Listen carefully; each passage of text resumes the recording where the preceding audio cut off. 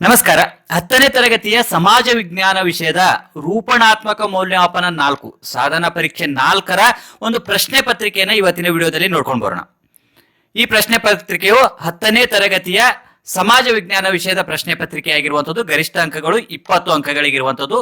ಉತ್ತರಿಸುವುದಕ್ಕೆ ಇರುವಂತಹ ಸಮಯಾವಕಾಶ 45 ನಿಮಿಷಗಳು. 2022-23ನೇ ಸಾಲಿನ ಒಂದು ಮಾದರಿ ಪ್ರಶ್ನೆ ಪತ್ರಿಕೆ ಇದಾಗಿರುವಂತದ್ದಾಗಿದೆ. ಇಲ್ಲಿ ಮೊದಲನೇ ಮೇನಲ್ಲಿ ಈ ಕೆಳಗಿನ ಪ್ರಶ್ನೆಗಳಿಗೆ 4 ಪರ್ಯಾಯ ಉತ್ತರಗಳನ್ನು ನೀಡಿದೆ. ಸರಿಯಾದ ಉತ್ತರವನ್ನು ಆರಿಸಿ ಬರೆಯಿರಿ ಅಂತ ಹೇಳಿ ಕೇಳಿರುವಂತದ್ದು. ಇಲ್ಲಿ 2 ಪ್ರಶ್ನೆಗಳಿರುವಂತದ್ದು. ಪ್ರತಿ ಪ್ರಶ್ನೆಗೆ 1 ಅಂಕದಂತೆ ಟೋಟಲ್ ಆಗಿ 2 ಅಂಕಗಳು ಇಲ್ಲಿ ಇರುವಂತದ್ದು ಆಗಿದೆ. ಮೊದಲನೇ ಪ್ರಶ್ನೆ, ವಿಶ್ವಸಂಸ್ಥೆಯು ಪ್ರಾರಂಭವಾದ ವರ್ಷ ಡ್ಯಾಶ್ ಅಂತ ಹೇಳಿ ಕೇಳಿರುವಂತದ್ದು. 4 ಆಯ್ಕೆಗಳನ್ನು ಗಮನಿಸಿ.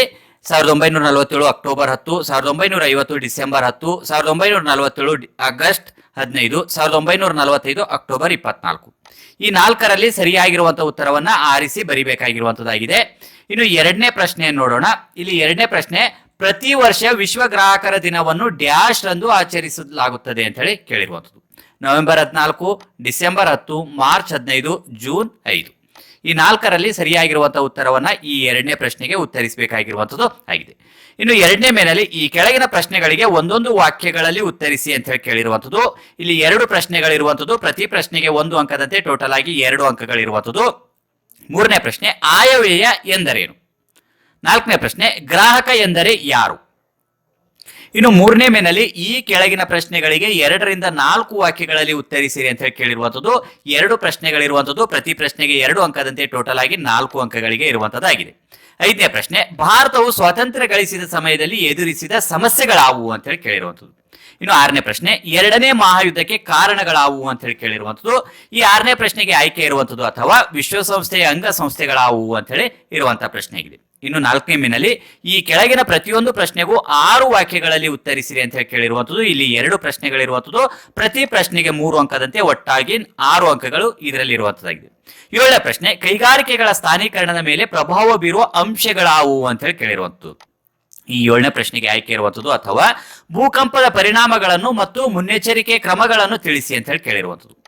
ಇನ್ನು 8ನೇ ಪ್ರಶ್ನೆ, ಕೊರತೆ ಹಣಕಾಸು ಎಂದರೇನು? ಅದರ 4 ವಿಧಗಳನ್ನು ತಿಳಿಸಿ ಅಂತ ಹೇಳಿ ಕೇಳಿರುವಂತದ್ದಾಗಿ.